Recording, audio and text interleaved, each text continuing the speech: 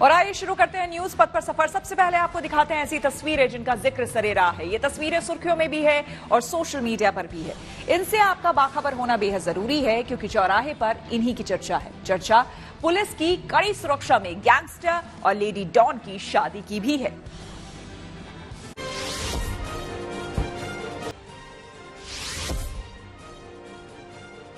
Jail में बंद gangster Sandeep उर्फ काला जठेड़ी और लेडी डॉन अनुराधा चौधरी उर्फ मैडम मिंच की शादी हो गई। ये दोनों दिल्ली के द्वारका में हुए एक समारोह के दौरान शादी के बंधन में बंधे। इस मौके पर वहां पुलिस ने सुरक्षा के भी कड़े इंतजाम किए थे। ड्रोन से पूरे इलाके पर नजर रखी गई। साथ ही बैंक्वेट हॉल जाने वालों को आधार या किसी दूसरे पहचान पत्र के साथ ही अंदर जाने की इजाजत दी गई। हाईकोर्ट के आदेश के तहत गैंगस्टर काला जठेड़ी को सुबह 10 बजे से शाम 4 बजे तक की पैरोल मिली थी, लिहाजा उसे शादी के बाद फिर जेल लौटना पड़ा।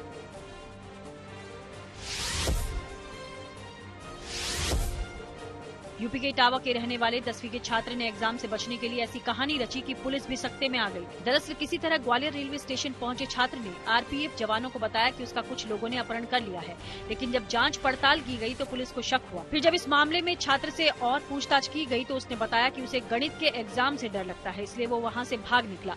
हालांकि इस बच्चे को इटावा में उसके परिवार को सौंप दिया गया है।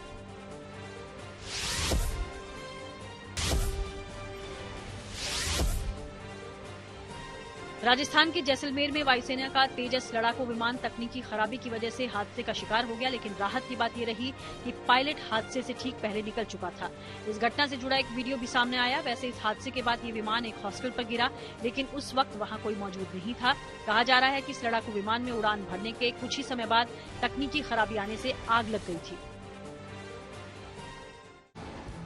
जिंदगी का सफर सुहाना हो, इसके लिए सावधान रहना जरूरी है। रोजमर्रा की आपाधापी में कुछ देर बैठकर सोचना समझना भी जरूरी है कि आपके आसपास क्या हो रहा है और जो कुछ हो रहा है उससे हमारी जिंदगी, हमारा परिवार कैसे प्रभावित हो सकता है।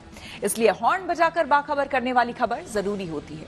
और आज की ये खबर हम सबकी जिंदगी से जुड़ी हुई है। ऑनलाइन स्कैम से बच पाना इन दिनों बेहद मुश्किल होता है। पैसे के लिए अपनी किडनी बेचने चला एक चार्टर्ड अकाउंटेंट अपने ही पैसे गवा बैठा। दरअसल स्कैमर्स ने उन्हें भरोसा दिया कि उन्हें एक किडनी के बदले 2 करोड़ मिलेंगे।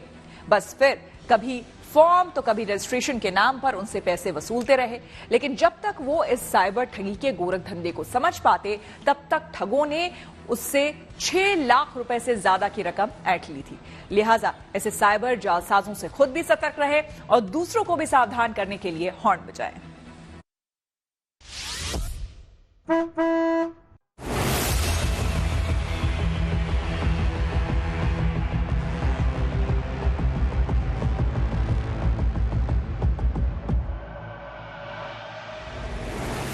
एक वक्त था जब आर्थिक तंगी झेल रहे लोग पैसे की खातिर अपनी किडनी बेचने का प्लान किया करते थे। यहाँ तक कि किडनी की तस्करी और सर्जरी के नाम पर किडनी निकलवा लेना जैसे स्कैम देश में चलते आए हैं, जिसमें डॉक्टर तक शामिल रही हैं। आपने खबरों में भी ये अक्सर देखा ही होगा कि गरीब और अनपढ़ लोग ज्यादातर इन सब धोखाधड़ी के शिकार होते हैं। इसी तर्ज पर बंगलुरु के एक चार्टर्ड अकाउंटेंट ने अपने पुराने उधार चुकता करने के लिए अपनी किडनी बेचने का प्लान बनाया, लेकिन वो उधार तो नहीं चुका पाया। उल्टे चार्टर्ड अकाउंटेंट को साइबर ठगों ने 6,20,000 रुपए का चूना लगा दिया। अनपढ़ लोग ठगे गए तो समझ जा सकते हैं, मगर ये एक चार्टर्ड अकाउंटेंट को ऑनलाइन स्कैमस्टर ने चूना लगाया था। चार्टर्ड अकाउंट जिसको फाइनेंशियल क्राइसिस था, उन्होंने ऑनलाइन पे उनका किडनी बेचने के लिए एक स्कैमस्टर के साथ बातचीत कर रहे थे। इनका अप्रूवल हो चुका था, उनका ब्लड सैंपल और ब्लड ग्रुप सब कुछ स्कैमस्टर के साथ शेयर किया गया था। उसके बाद स्कैमस्टर ने इनको चूना लगाने के लिए कहा था कि इनको रजिस्ट्रेशन करना चाहिए और एनओसी सर्टिफिकेट लेना चाहिए और टैक्स एक्सेंशन के लिए इनको थोड़ा पैसा देना चाहिए।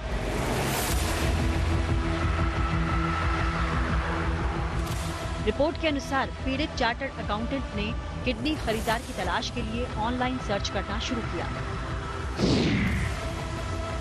सर्च के दौरान उसे kidneysuperspecialist.org वेबसाइट मिली। उसने वेबसाइट पर मिले मोबाइल नंबर 9631688773 के जरिए जिन लोगों से संपर्क किया, दरअसल वो सब जालसाज थे। इसके बाद साइबर ठगों का असली खेल शुरू हुआ। वो भाप गए कि उनके जाल में शिकार फंस चुका है। जिस व्यक्ति ने चार्टर्ड अकाउंटेंट का फोन रिसीव किया, उसने व्हाट्सएप पर नाम, उम्र और ब्लड ग्रुप जैसी बेसिक इंफॉर्मेशन भेजने के लिए कहा। जब 46 साल के चार्टर्ड अकाउंटेंट ने बताया कि उसका ब्लड ग्रुप AB नेगेटिव है, तो स्कैमर्स ने कहा कि वो अपनी एक किडनी बेचकर 2 करोड़ रुपए हासिल कर सकते हैं।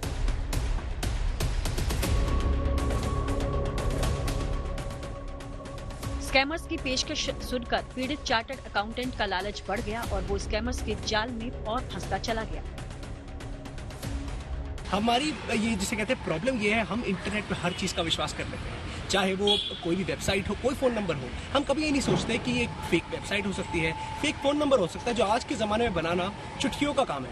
पहला ये। दूसरा, इस केस में जैसा कि हमने देखा, सेक्शन 420 IPC का और सेक्शन 66E और 66D IT एक्ट का लग गया है। 66E और 66D सिर्फ आइडेंटिटी थेफ्ट और इम्पोर्टेशन बाय चीटिंग के बारे में बात करते हैं। अगर मैं बहुत सरल भाषा में बताऊं तो अगर आपने किसी की आइडेंटिटी लूट ली है, आइडेंटिटी थेफ्ट, और उसके नाम पर जैसा कि कहते हैं आपने जाली अकाउंट बना लिया है, आपने जाली वेबसाइट बना ली है, वो होता है। और चीटिंग बाय इम्पोर्टेशन, कि आपने दूसरे बंदे को चीट किया है झूठ बोलकर, ये पता होते हुए कि आप चीटिंग कर रहे हैं और दूसरा बंदा आपके झांसे में आ जाएगा, ये होता है चीटिंग बाय इम्पोर्टेशन।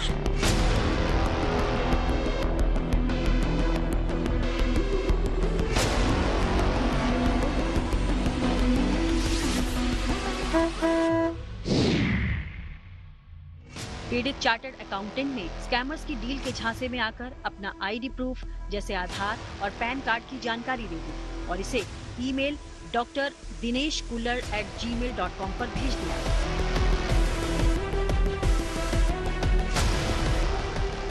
इस बीच स्कैमर्स भी चार्टर्ड अकाउंटेंट को अपने भ्रमजाल में फंसाने की लगातार कोशिश में थे और वो अपने इस मकसद में कामयाब भी हो रहे थे, क्योंकि पैसों की चाह में चार्टर्ड अकाउंटेंट उनके इशारे पर हर वो काम करने को तैयार था जैसा वो चाहते थे। पीड़ित चार्टर्ड अकाउंटेंट ने बताया कि शुरुआत में स्कैमर्स ने उससे NOC और रजिस्ट्रेशन के लिए 8,000 रुपए भुगतान करने के लिए कहा। बाद में उन्होंने कोड खरीदने के लिए 20,000 रुपए भुगतान करने के लिए कहा। अगले दिन जालसाजों ने कोड को चालू करने के लिए 85,000 भुगतान करने के लिए कहा। इसके बाद 5 लाख रुपए और भुगतान करने के लिए कहा गया और ये हवाला दिया गया कि इससे CA के अकाउंट में पैसा ट्रांसफर करने में मदद मिलेगी। तो इस तरह धीरे धीरे चार्टर्ड अकाउंटेंट को लूटने का सिलसिला बढ़ता गया। लेकिन इस बीच CA को संदेह हुआ जब उससे एंटी ड्रग और टेररिस्ट क्लियरेंस फॉर्म के नाम पर 7,60,000 रुपए की मांग की गई। इसके बाद उसका संदेह और बढ़ गया। फिर उसने इसके बारे में अपने बॉस और कुछ दोस्तों को बताया। तब CA के करीबी लोगों ने समझाया कि वो साइबर जालसाजों के चंगुल में फंस चुका है और उसे इसकी सूचना तुरंत पुलिस को देनी चाहिए। स्कैमर्स के हाथों लुट चुके चार्टर्ड अकाउंटेंट ने बताया कि मैं अपनी कार की EMI भरना चाहता था, अपने क्रेडिट कार्ड बंद करना चाहता था और फाइनेंशियल स्थिति को बेहतर करना चाहता था, लेकिन मुझे ये नहीं पता था कि अजनबियों को किडनी बेचना गैर कानूनी है। इस फर्जीवाड़े के मामले में सूचना प्रौद्योगिकी अधिनियम और IPC की धारा 420 के तहत मामला दर्ज किया गया है और स्कैमर्स के बैंक खाते भी फ्रीज कर दिए गए हैं। ये बात ध्यान रखनी चाहिए कि किडनी बेचना पूरी तरह से गैर कानूनी है और किसी भी प्रकार का ट्रांजैक्शन इस संबंध में किसी भी व्यक्ति के द्वारा किया जाना वो गलत है और ऐसी कोई भी संस्था नहीं है जो सरकारी या गैर सरकारी जो किडनी को बेचने या खरीदने के लिए किसी प्रकार का फैसिलिटेशन कर सके। ये पूरी तरह से गलत है। गूगल पे मिलने वाले कस्टमर केयर नंबरों से सावधान रहें और अगर कभी आप ऐसा कोई नंबर लें भी तो संबंधित वेबसाइट पर जाकर उसको जरूर क्रॉस चेक कर लें और ऐसे नंबरों से बात करने के बाद किसी भी प्रकार का फाइनेंशियल ट्रांजैक्शन ना करें।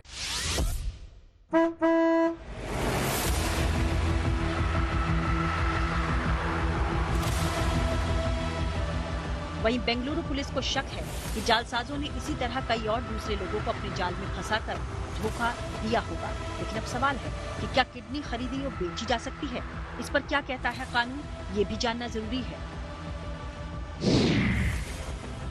मानव अंग प्रत्यारोपण अधिनियम के 1994 के तहत भारत में किडनी या अन्य किसी भी अंग की खरीद और बिक्री पर प्रतिबंध है। अगर कोई व्यक्ति इस काम को करता है तो उसको सजा देने का प्रावधान है। अंगों का कारोबार करने में 5 से 10 साल तक की सजा हो सकती है। हालांकि अधिनियम 1994 के चैप्टर 2 के तहत कोई भी व्यक्ति अपनी मौत से पहले अपनी किडनी या किसी अंग को दान कर सकता है। अंगदान से पहले डोनर की मानसिक और शारीरिक फिटनेस को सत्यापित करना होगा। इसके बाद ही डोनर के अंग को जरूरतमंद मरीज को दान किया जा सकता है। लेकिन अंगदान के दौरान किसी भी तरीके का पैसे का लेन देन नहीं होना चाहिए। अगर किसी डोनर ने पैसे लेकर अंगदान किया है या व्यक्ति की मौत के बाद उसके परिवार वालों ने अंगदान के लिए पैसे लिए हैं तो ये गैर कानूनी माना जाता है। इसमें सजा के अलावा 50 लाख रुपए तक का जुर्माना हो सकता है। लिहाजा ऐसे स्कैमर्स और साइबर ठगों से खुद सतर्क हो जाएं और दूसरों को भी सावधान करने के लिए हॉर्न बजाएं। बेंगलुरु से सगय राज के साथ bureau report, good news today. देश को 10 नई वंदे भारत ट्रेनों की मिली है सौगात। आइए सीधे आपको लिए चलते हैं न्यूज एक्सप्रेसवे पर, जहां देश भर की कुछ और जरूरी खबरें कर रही हैं आपका इंतजार।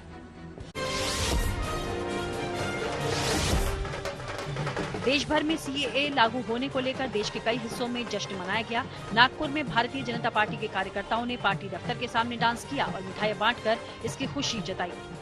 उधर पश्चिम बंगाल के हुगली में भी ऐसा ही नजारा दिखा। वहां बीजेपी सांसद लॉकेट चैटर्जी के नेतृत्व में पार्टी समर्थकों ने जश्न मनाया। इस बीच दिल्ली से बीजेपी सांसद मजनू का टीला इलाके पहुंचे, जहां उन्होंने पाकिस्तान से आए शरणार्थियों से मुलाकात की। साथ ही उन्हें हर संभव मदद का आश्वासन दिया।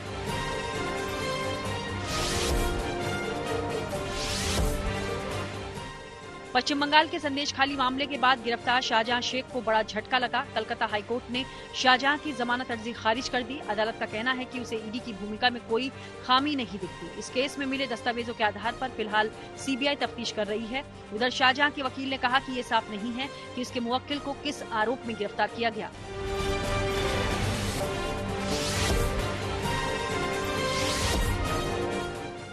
प्रधानमंत्री नरेंद्र मोदी गुजरात के अहमदाबाद पहुंचे, जहां उन्होंने देश भर के लिए 10 नई वंदे भारत ट्रेनों को हरी झंडी दिखाई। इनमें अहमदाबाद मुंबई सेंट्रल ट्रेन के अलावा पटना लखनऊ और लखनऊ देहरादून वंदे भारत ट्रेन भी शामिल रही। वहीं अपने गुजरात दौरे पर पीएम ने साबरमती आश्रम को भी करोड़ों की सौगात दी।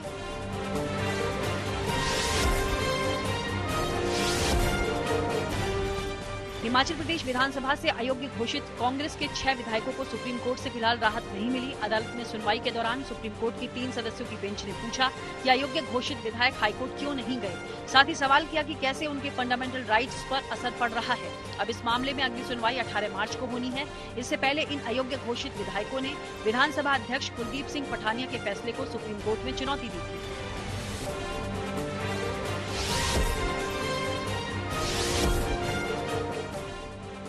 एनआईए ने पंजाब, हरियाणा, राजस्थान और कुछ दूसरे राज्यों में छापेमारी की। बताया जा रहा है कि आतंकियों और गैंगस्टर के गठजोड़ पर शिकंजा कसने के लिए ये कार्रवाई की गई। इस दौरान कुछ आरोपियों को हिरासत में भी लिया गया।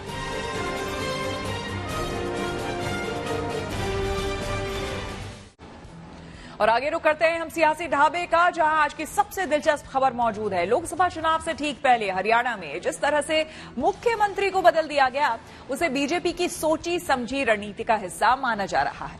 मनोहर लाल सरकार के करीब 10 साल के कामकाज के बाद एंटी इनकम्बेंसी से निपटने के लिए बीजेपी ने सियासी सर्जरी की है। वहीं दूसरी तरफ ये भी चर्चा है कि ओबीसी सीएम बनाकर हरियाणा में जाट बनाम गैर जाट वोट में बीजेपी ने जाति वोट को साधने की कोशिश की है। हालांकि कांग्रेस का कहना है कि हरियाणा में 9 साल की नाकामी से घबराकर बीजेपी अब सत्ता के चेहरे बदल रही है।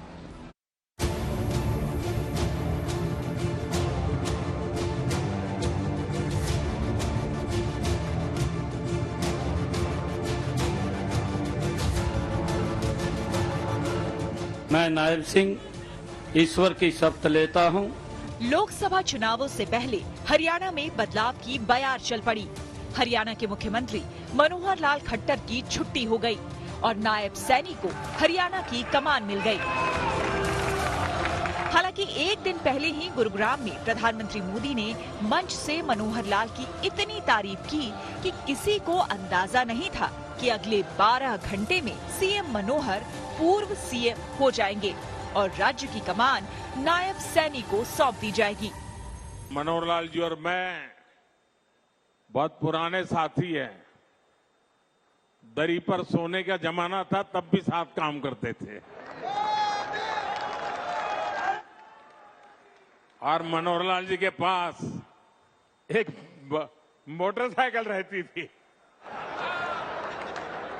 तो वो मोटरसाइकिल चलाते थे, मैं पीछे बैठता था, रोहतक से निकलता था और गुरुग्राम आकर के रुकता था। इस तारीफ से अब मनोहर लाल कितने खुश हैं पता नहीं, लेकिन नायब सैनी तो गदगद है। निर्दलीय विधायकों का भी शुक्रिया कर रहे हैं, पार्टी का भी और प्रधानमंत्री का भी। पिछले ही साल बीजेपी प्रदेश अध्यक्ष बने थे और अब मुख्यमंत्री बन गए। मुझे लगता है मनोहर लाल जी ने जिस तरह स्टेट को आज पूरे हिंदुस्तान की अग्रणी स्टेटों में बना दिया और मोदी जी ने जिस तरह देश को पूरी दुनिया के अंदर सर्वश्रेष्ठ देश बनाने की ओर है, और मैं समझता हूं कि 10 की 10 सीटें भारतीय जनता पार्टी ही जीतेगी। हालांकि इस बड़े फैसले के पीछे इसे बीजेपी की चुनावी रणनीति के तौर पर देखा जा रहा है, लेकिन मनोहर लाल खट्टर के इस्तीफे से कांग्रेस सहित विपक्ष दल इसे सरकार की नाकामी बता रहे हैं। कांग्रेस नेता भूपेंद्र सिंह हुड्डा ने हमला बोलते हुए कहा कि ये बीजेपी और जेजेपी के बीच गठबंधन नहीं, ठगबंधन था।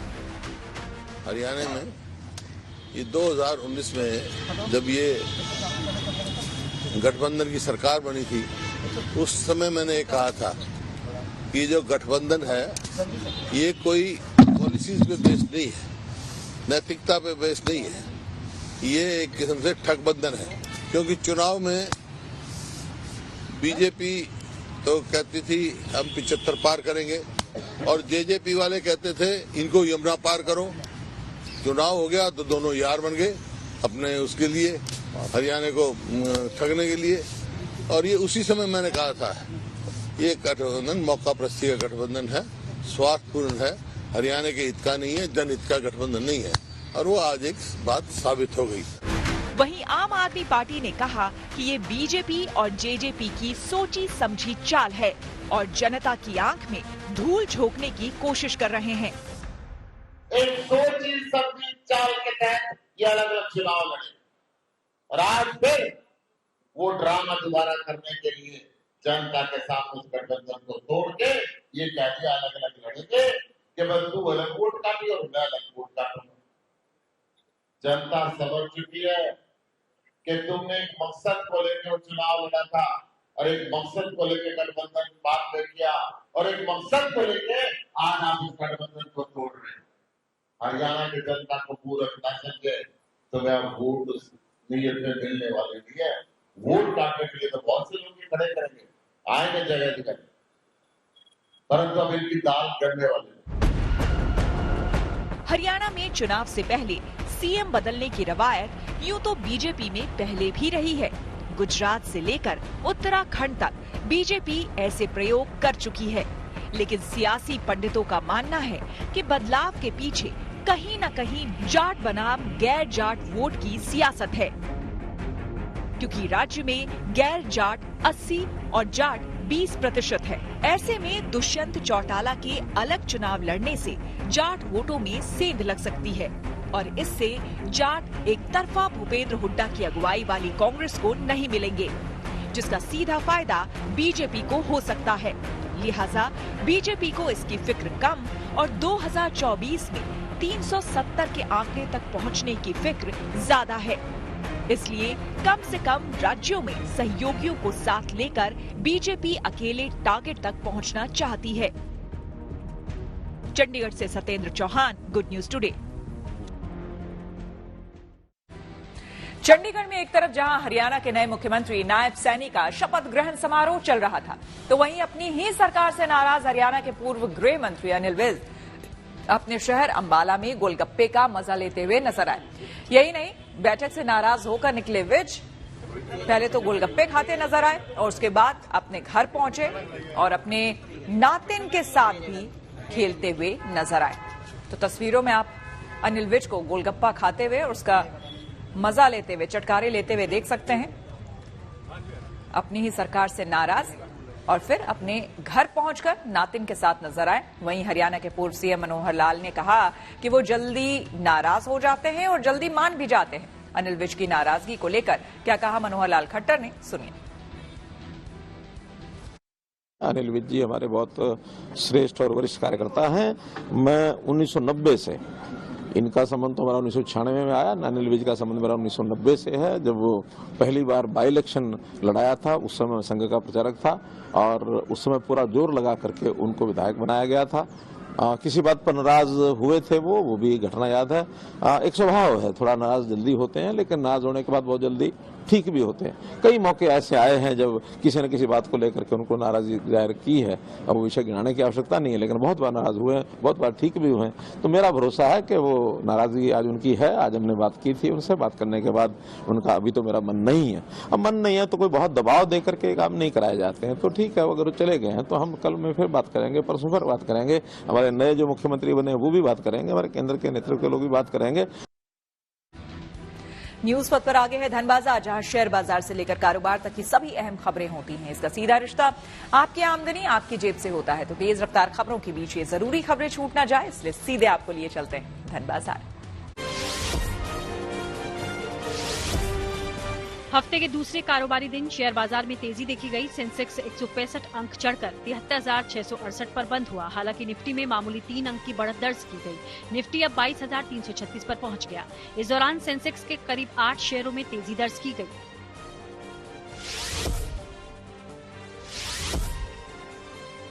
दिल्ली सराफा बाजार में सोने की कीमत में गिरावट दर्ज की गई। सोना 50 रुपए सस्ता हो गया और अब दिल्ली में 10 ग्राम सोने की कीमत 66,350 रुपए हो गई है। हालांकि चांदी 400 रुपए महंगी हो गई और अब दिल्ली में 1 किलो चांदी 75,900 रुपए पर पहुंच गई है।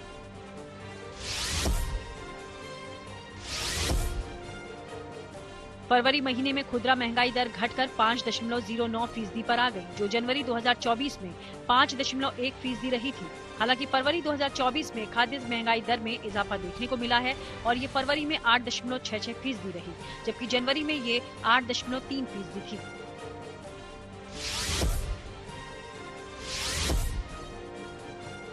Society of Indian automobile manufacturers यानी सियाम ने फरवरी में बिके पैसेंजर व्हीकल के आंकड़े जारी किए हैं, जिसके मुताबिक फरवरी 2024 में अब तक सबसे ज्यादा पैसेंजर्स व्हीकल की सेल्स हुई है। इस साल फरवरी में डोमेस्टिक सेल्स 3,70,786 यूनिट्स है, जबकि पिछले साल फरवरी 2023 में ये आंकड़ा 3,34,790 यूनिट्स रहा था। न्यूज पथ के सफर में अब सोशल अड्डा का रुख करते हैं, जहां आज बात होगी सीए यानी कि सिटीजनशिप अमेंडमेंट एक्ट की, जिसको लेकर केंद्र सरकार ने अब एक और नया कदम उठाया है।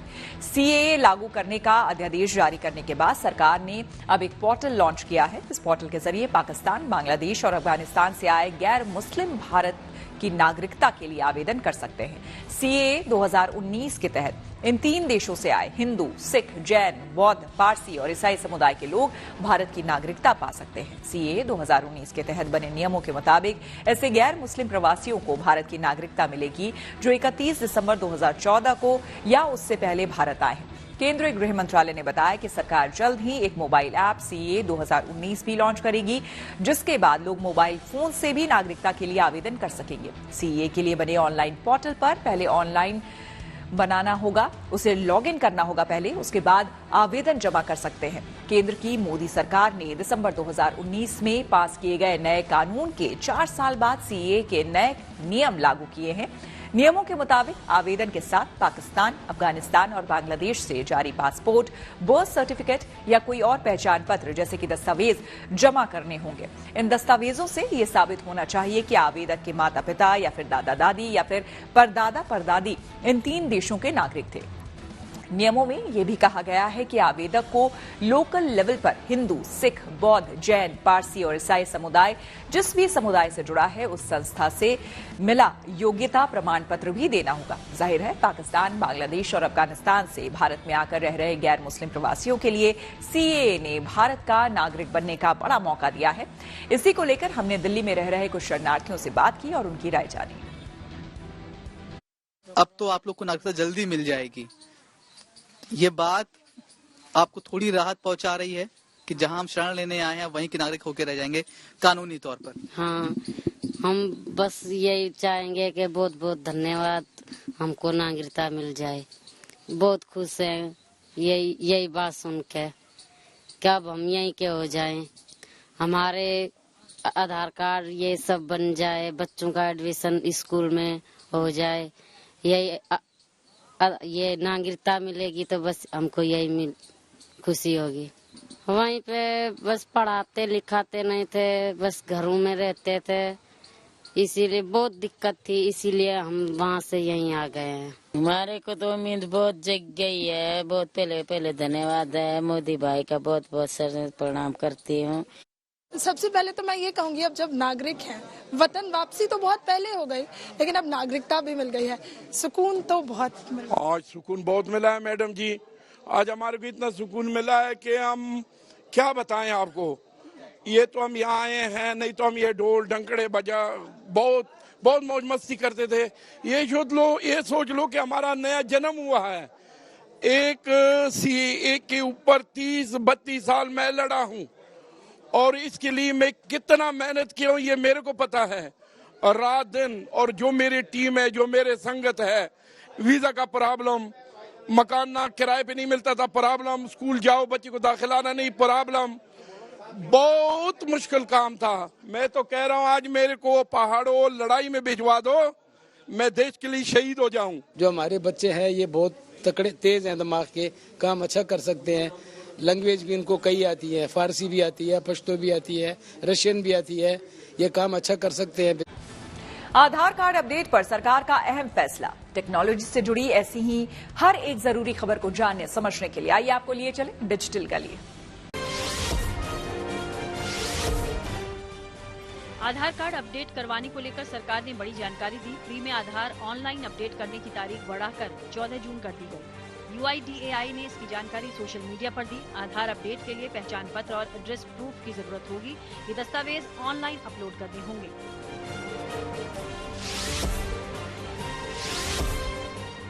दावा है कि इंडिया मोबाइल कांग्रेस में साल 1000 से ज्यादा कंपनियां आएंगी। ये जानकारी केंद्रीय IT मंत्री अश्विनी वैष्णव ने दी। इस साल मोबाइल कांग्रेस का आयोजन 15 अक्टूबर से दिल्ली में होगा। अश्विनी वैष्णव के अनुसार सरकार निजी क्षेत्र के साथ मिलकर इस बार इंडिया मोबाइल कांग्रेस को ज्यादा व्यापक बनाने की तैयारी में है। और आइए अब रुक करते हैं प्रगति मार्ग का, जहां ऐसी खबरें हैं जो कि देश की तरक्की, प्रगति और लोगों की काबिलियत दिखाती है। आज बात मुंबई को मिली नई रफ्तार की, क्योंकि मुंबई वासियों के लिए बांद्रा वर्ली सी लिंक से मरीन ड्राइव तक कोस्टल रोड शुरू कर दिया गया है। चूंकि घंटों का सफर अब मिनटों में तय हो रहा है और मुंबई के लोग वर्ली से मरीन ड्राइव महज 8 मिनट में पहुंच रहे हैं, इसलिए इसे मुंबई की नई लाइफलाइन भी माना जा रहा है।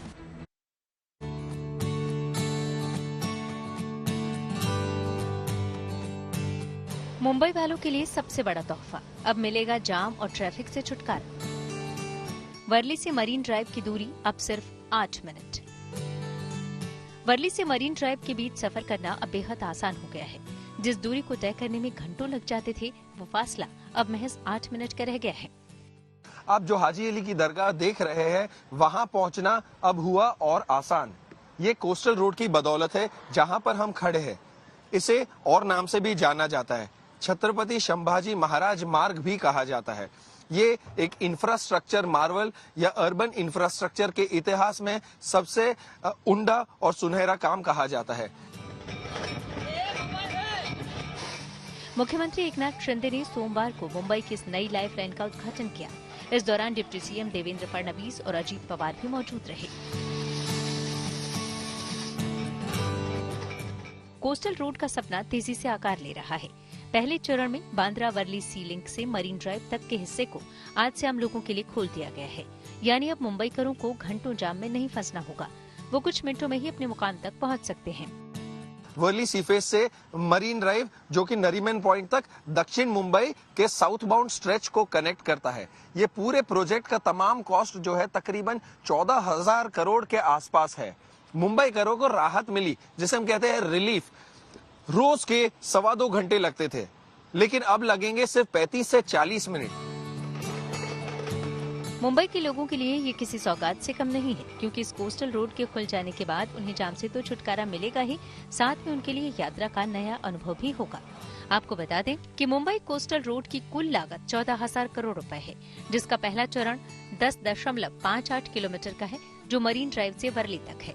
इसमें सुरंग होगी, समुद्र को पाट कर बनी सड़क होगी और पुल भी है। साथ ही 3 इंटरचेंज है, एक वर्ली में, दूसरा हाजी अली में और तीसरा अमरसंस में। यहाँ बेस्ट बसों के लिए एक समर्पित लेन मौजूद है। अच्छी बात यह है कि इस पर सफर करने के लिए कोई टोल टैक्स नहीं लगेगा। इससे न सिर्फ लोगों का वक्त बचेगा, बल्कि ईंधन की भी कम खपत होगी। माना जा रहा है कि कोस्टल रोड बनने से यात्रा का समय 70% और ईंधन की खपत 34% तक कम हो जाएगी। इसका लगभग 84% काम पूरा हो चुका है, यानी वर्ली से मरीन ड्राइव जाने वालों के लिए ये रास्ता तोहफे से कम नहीं है। Dev Kotak, Mumbai, good news today. इसी के साथ न्यूज वक्त में मेरे यानी कि श्वेता झा के साथ फिलहाल इतना ही। देश दुनिया की तमाम पॉजिटिव खबरों के लिए आप देखते रहिए गुड न्यूज टुडे।